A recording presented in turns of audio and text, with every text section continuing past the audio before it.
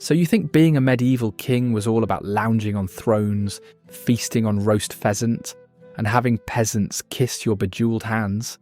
Spoiler alert, it wasn't all feasts and crowns. That fantasy you've built up from Disney movies and Renaissance fairs? Let's take that gilded image and drag it through the mud of historical reality. We're about to shatter every romantic notion you've ever had about wearing a crown in the Middle Ages. Grab something strong to drink. You're going to need it. Here's the truth most documentaries gloss over. Being king wasn't a privilege. It was a death sentence with better scenery. For every hour spent in royal splendour, medieval monarchs endured days of gut-wrenching stress, physical agony, and the constant nagging certainty that someone, somewhere, was plotting to stick a dagger between their ribs. But kings had absolute power. I hear you protest. Sure, and that absolute power came with the absolute certainty that your average lifespan just got slashed. Of the 15 kings who ruled England between William the Conqueror and Henry VIII, 7 died violently or were deposed. That's nearly half. How's that for job security? Today we're diving deep into the mud and blood of medieval kingship. We'll explore the paranoia that kept monarchs awake at night, the physical toll of wearing 60 pounds of armour while leading armies into battle, the political chess game where every wrong move meant checkmate for your dynasty, and the soul-crushing isolation of being surrounded by people who smile to your face while calculating the value of your crown if melted down. By the time we're done, you'll be thanking whatever deity you worship that you were born in an age where the most stressful leadership position you might face is managing a team of passive-aggressive co-workers, not fending off Viking raids while your own barons plot your downfall.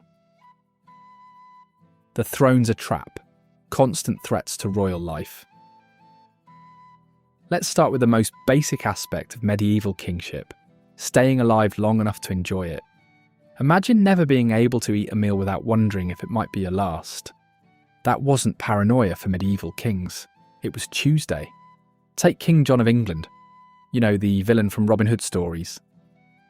In 1216, he was travelling through eastern England when he contracted dysentery and died in agony. At least that's the official story. Contemporary chronicles whispered that he was poisoned by a monk who laced his peaches with venom. Whether true or not, the mere plausibility of such tales tells you everything about the constant fear kings lived with. When King Henry I's son William drowned in the White Ship disaster of 1120, rumours immediately spread that it wasn't an accident. When Richard the Lionheart took an arrow to the shoulder during a minor siege in 1199, infection set in, and whispers of poisoned weapons followed him to his grave. Death by natural causes was rarely accepted at face value when you wore a crown. The medieval monarch's paranoia wasn't unfounded. Edward II discovered this in 1327 when his own wife, Isabella of France, nicknamed the She-Wolf, and her lover Roger Mortimer orchestrated his deposition. Edward didn't just lose his crown, he lost his life in Berkeley Castle, under circumstances so horrific, chroniclers could barely bring themselves to describe them. The most infamous account claims he was murdered with a red-hot poker thrust into his bowels through a horn, a method chosen specifically to leave no external marks on the royal body. Think that's an isolated incident? Richard II was starved to death after being deposed. Edward V disappeared in the Tower of London, along with his brother, presumably murdered on the orders of their uncle, the future Richard III. Speaking of Richard III, he lasted a mere 2 years before dying on Bosworth Field, his crown allegedly found under a hawthorn bush. Even your own family wasn't safe. William the Conqueror's eldest son Robert rebelled against him multiple times. Henry II faced rebellion from his sons, including the future Richard the Lionheart and King John. The Wars of the Roses saw cousins slaughtering cousins for decades, all descended from Edward III. Blood ties meant nothing when a crown was at stake. This constant threat created a psychological torture chamber that would break most modern humans. Imagine never knowing if the wine you're drinking is poisoned, if the loyal servant of 20 years has been bribed to betray you, or if that cousin who smiles so warmly at court has hired assassins to end your reign. The physical manifestations of this stress were real. Charles VI of France developed what modern historians believe was schizophrenia or bipolar disorder, convinced he was made of glass and could shatter at any moment. Henry VI of England suffered mental breakdown so severe he became catatonic for over a year, unable to recognise his own newborn son when presented to him. Medieval kings didn't have therapists. They had confessors who reminded them their earthly suffering was nothing compared to the eternal damnation awaiting them if they failed their divine mission. Sleep well, Your Majesty. War's no picnic, the physical toll of royal leadership. Kings sent men to war. They didn't fight themselves, you might be thinking. Wrong. Dead wrong. Medieval kingship was inextricably tied to military leadership, and that meant kings were expected to fight, not from comfortable command tents a mile behind the lines, but at the front, swinging swords and taking hits like any other warrior. By the 13th and 14th centuries, a king's armour wasn't just symbolic, it was a mobile fortress weighing up to 60 to 70 pounds. We've recovered the armour of Henry VIII, and a full suit weighed approximately 94 pounds. Imagine wearing that while trying to fight for hours in the summer heat. Modern soldiers with advanced equipment still suffer heat exhaustion, carrying similar weights. Medieval kings did it without moisture-wicking fabrics or ergonomic design. The physical evidence doesn't lie.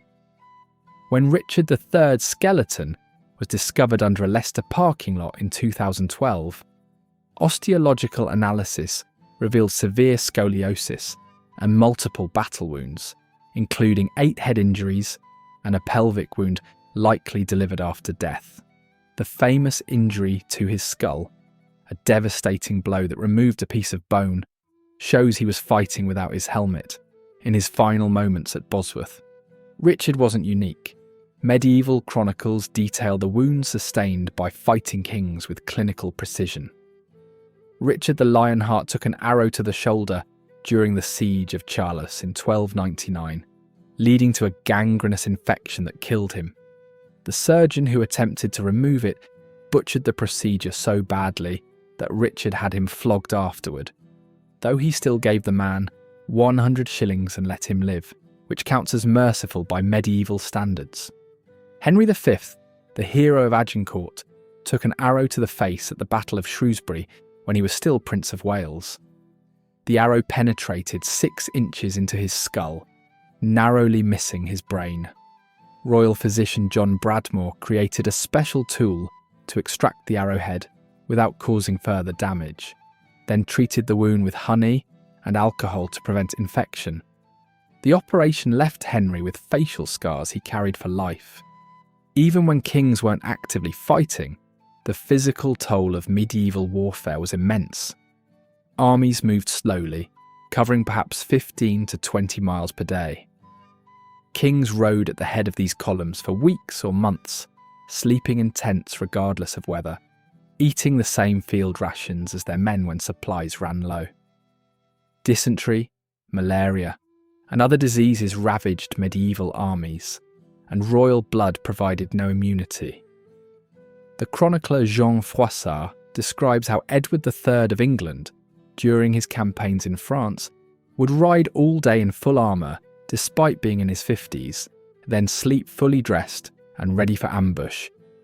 The wear and tear on his body was so severe that by his 60s, Edward was described as much aged and broken, unable to mount a horse without assistance.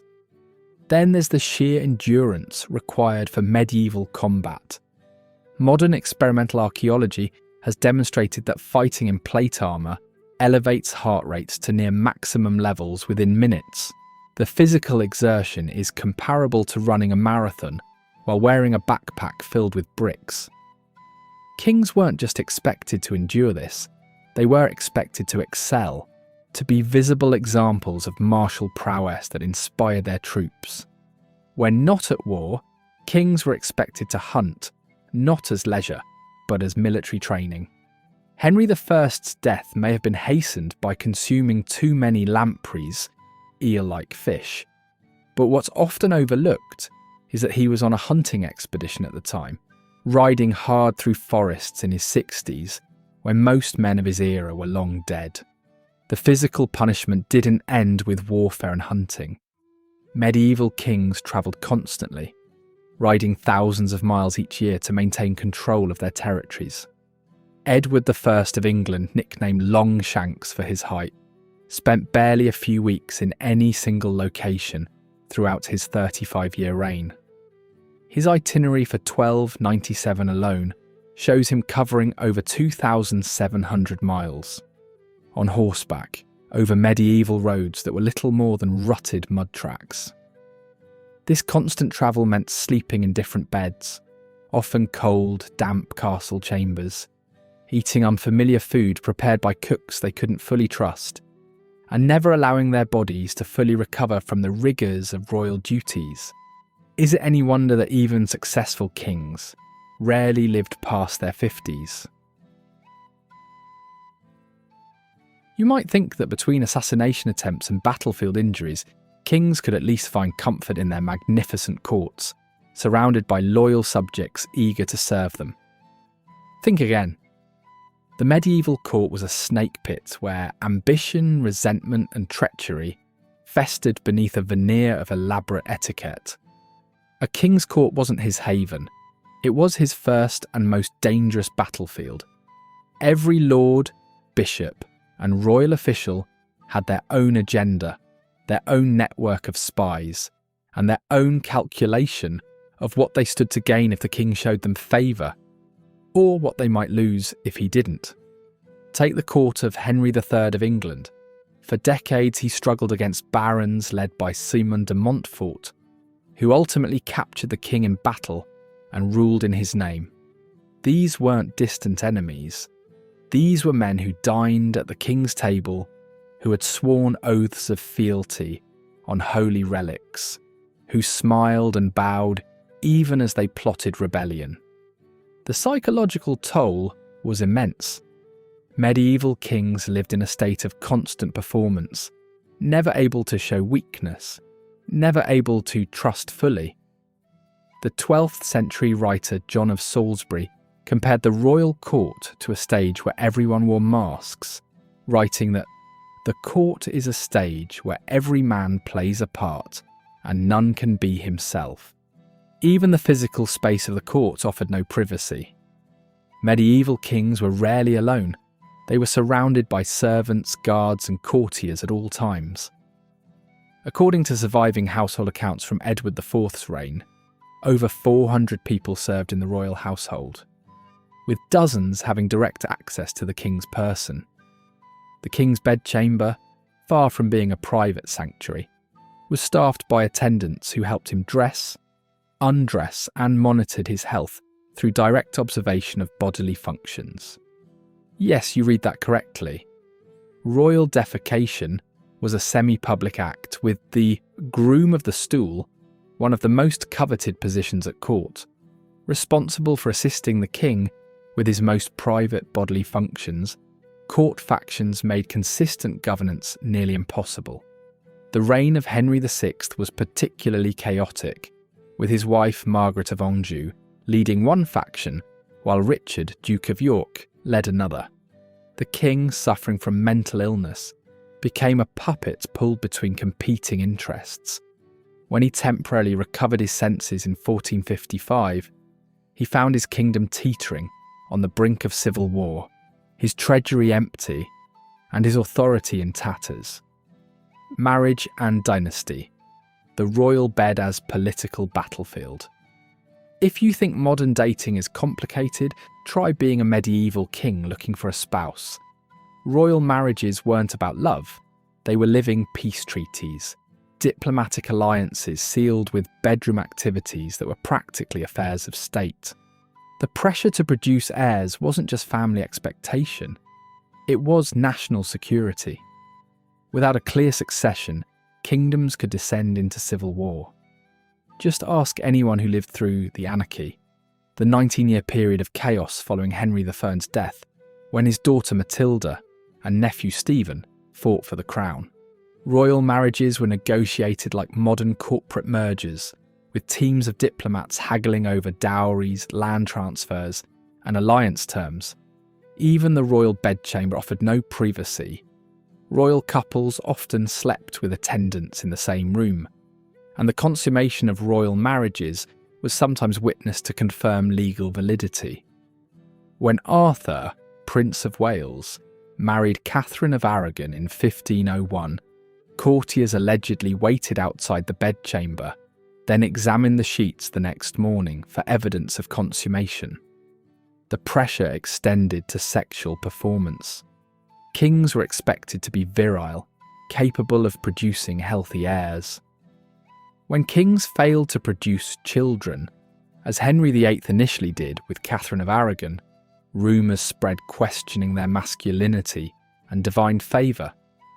Henry's obsession with producing a male heir drove him to break with Rome, execute 2 wives, and remake England's religious landscape, all to secure his dynasty. Royal children weren't raised by their parents, but handed over to households of nurses, tutors, and guardians. Edward III rarely saw his sons during their early childhood. Henry VIII was famously uncomfortable around his daughters Mary and Elizabeth, seeing them primarily as diplomatic assets rather than children. The emotional distance had consequences. Medieval chronicles are filled with accounts of royal sons rebelling against fathers, brothers fighting brothers, and families torn apart by dynastic ambition. Henry II's sons, known to history as the Devil's Brood, repeatedly rebelled against him. On his deathbed in 1189, Henry reportedly said, "Shame, shame on a conquered king, broken by his son's betrayal, more than by any external enemy." Wait, I hear you say, surely kings were fabulously wealthy. They had castles, treasuries, and taxes. Well, yes and no.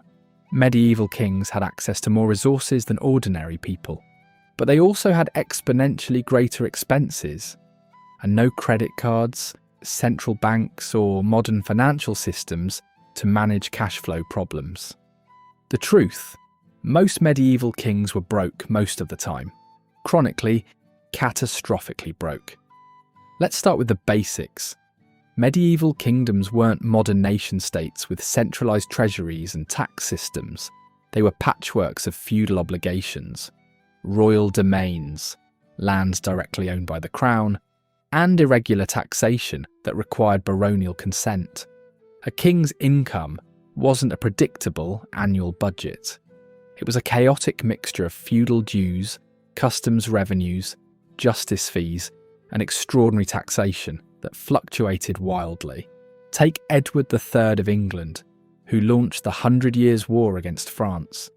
To fund his campaigns, he borrowed so heavily from Italian banking houses that when he defaulted in 1339, he triggered a banking crisis that brought down the Bardi and Peruzzi companies, the medieval equivalent of Lehman Brothers. The economic shockwaves affected commerce across Europe. Edward wasn't uniquely reckless. Richard I, the Lionheart, spent an estimated 6 times England's annual revenue on his crusade and ransom after being captured in Austria. To raise this astronomical sum, his administration taxed everything that moved in England, including, according to one chronicle, the air people breathed. When he finally returned to England in 1194, he joked that he would have sold London itself if he could have found a buyer. The costs of medieval kingship were staggering. Castle construction alone could bankrupt a royal treasury. Edward I's chain of massive castles in Wales, including Caernarfon, Conwy and Harlech, cost around £80,000 in total, at a time when the Crown's annual income was approximately £30,000. That's like spending nearly 3 years of your entire national budget on construction projects. Warfare was even more expensive. The cost of fielding an army for a single summer campaign could exceed a year's royal income. Knights expected payment of at least 2 shillings per day, about £0.5 of silver per week, plus compensation for horses lost in battle. A royal army of 2,000 men-at-arms and 10,000 infantry, not unusually large for major campaigns, could cost over £500 per day to maintain in the field. These financial pressures forced kings into a perpetual cycle of borrowing, taxation, and financial expedients that made them deeply unpopular. King John's excessive taxation contributed directly to the baronial revolt that produced Magna Carta in 1215. Beyond the physical dangers and financial pressures, medieval kings carried a unique psychological burden. They were believed to rule by divine right, appointed by God himself to lead their people. The spiritual burden extended to the king's personal behaviour. Medieval kings were expected to attend multiple religious services daily, fast regularly, sometimes wearing hair shirts under their royal robes, and demonstrate public piety. Henry III heard 3 masses each morning before beginning royal business. Louis IX of France, Saint Louis na Louis, would rise at midnight for matins prayers, then again before dawn for further devotions. This wasn't mere show. Medieval kings genuinely believed their eternal souls depended on righteous rule. Royal confessors reminded monarchs that their power brought greater spiritual responsibility. The 9th century treatise, Via Regia, the Royal Way, warned kings that the higher the rank, the greater the fall, and that rulers would face stricter divine judgment than ordinary men. The psychological pressure was immense. Kings lived with the constant fear that their sins might bring divine punishment on their entire kingdom. When England suffered crop failures during Edward II's reign, many interpreted it as God's judgment on the king's rumoured homosexual relationship with Piers Gaveston. Edward himself reportedly gave alms and made pilgrimages to avert divine wrath. Even victorious kings feared divine judgment. After the Battle of Agincourt, Henry V ordered his army not to celebrate or claim credit for the victory, insisting all glory belonged to God. According to the chronicler Thomas Walsingham, Henry threatened to execute any man who boasted of personal achievements in the battle, fearing such pride would provoke divine retribution. The burden of intercessory responsibility was particularly heavy during natural disasters. When plague struck their kingdoms, medieval kings were expected to lead national prayers, process barefoot in penitential processions, and increase personal almsgiving to appease divine wrath. Henry VIII, during an outbreak of sweating sickness, reportedly confessed his sins daily and doubled his charitable giving. Kings also bore the weight of their dynasty's sins. The concept of inherited guilt meant monarchs could be punished for their ancestors' transgressions. Henry IV, who took the throne by deposing Richard II, reportedly suffered from disfiguring skin diseases that chroniclers interpreted as divine punishment for usurpation. On his deathbed in 1413, Henry allegedly worried he was being punished for his father John of Gaunt's role in Richard II's death. If the spiritual and political pressures weren't enough to make medieval kingship a nightmare, the state of medical care certainly was. The pressure to keep kings alive led to extreme treatments. When Edward I fell seriously ill at Lanercost Priory in 1306, his physicians reportedly cut open a live deer and placed the king inside the carcass, believing the animal's vital heat would draw out illness. Edward survived, though probably despite, not because of, this treatment. The daily health regimen of kings reflected medieval medical theories about humoral balance. Royal physicians prescribed specific diets, exercise routines, and even sexual schedules based on the king's perceived humoral composition. Henry VIII's medical records show his physicians recommended particular foods and activities based on his sanguine temperament, advice that became increasingly desperate as the king aged and gained weight. Kings also suffered from the occupational hazards of medieval warfare. Skeletal analysis of Richard III shows evidence of roundworm infestation, a common parasite in medieval armies, along with his famous scoliosis, which would have caused chronic pain. The physical demands of wearing armour, riding for hours, and engaging in combat left many kings with degenerative joint conditions, as seen in the remains of medieval knights excavated from battlefield burials. The royal diet, contrary to popular imagination, wasn't necessarily healthy. While kings had access to more protein than commoners, their meals were heavily weighted toward meat and often lacked fresh vegetables, especially during winter campaigns or sieges. Henry I reportedly died after gorging on lampreys against his physician's advice, a death that triggered a succession crisis and decades of civil war. Mental health challenges were particularly poorly addressed by medieval medicine.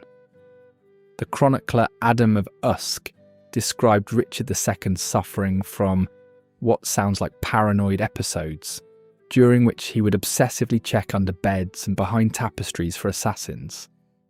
Charles VI of France experienced psychotic episodes where he would run through his palace claiming to be made of glass. The standard treatments, herbal sedatives, prayer, and sometimes restraint, did little to address underlying conditions. Royal physicians also had to navigate court politics while treating their patients. When a king died despite medical care, physicians could face accusations of incompetence or even murder. After Edward VI's death in 1553, rumours spread that his physician had deliberately hastened his end to bring Lady Jane Grey to the throne. The political dimensions of royal healthcare created a situation where physicians sometimes prioritised treatments that would visibly demonstrate their efforts rather than those most likely to help. Even royal childbirth, critical for dynastic continuity, remained extremely dangerous. Queens received the best midwifery available, yet maternal mortality remained high. Jane Seymour, Henry VIII's third wife, died of puerperal fever after giving birth to the future Edward VI. The chronicler Edward Hall described Henry as genuinely heartbroken, having lost the most dear and best beloved wife, the Queen. As kings aged, the physical toll of royal duties became increasingly apparent.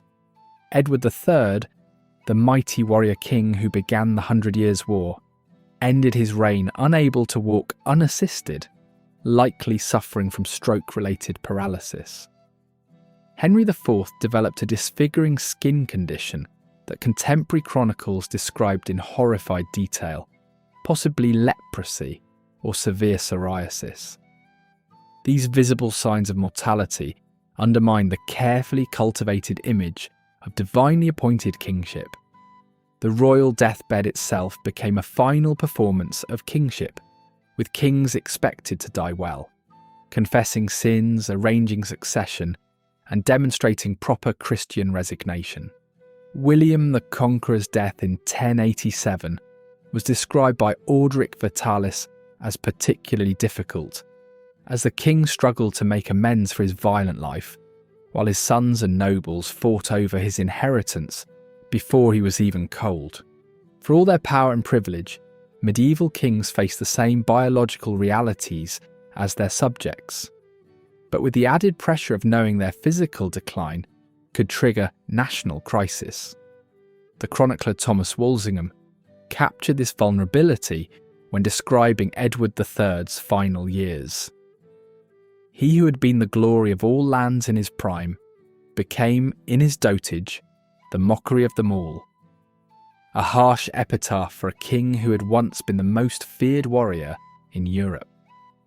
We've stripped away the romantic veneer of medieval kingship to reveal the brutal reality beneath. The throne wasn't a seat of privilege. It was a gilded cage where men lived under constant threat, physical pain, financial stress, and the crushing weight of divine expectations. For every feast and tournament, kings endured sleepless nights planning campaigns they couldn't afford, fearing assassins behind every tapestry, and worrying that God himself might strike them down for their failures. They wore crowns that gave them headaches, both literally and figuratively, and carried sceptres that doubled as targets on their backs. The historical evidence is clear.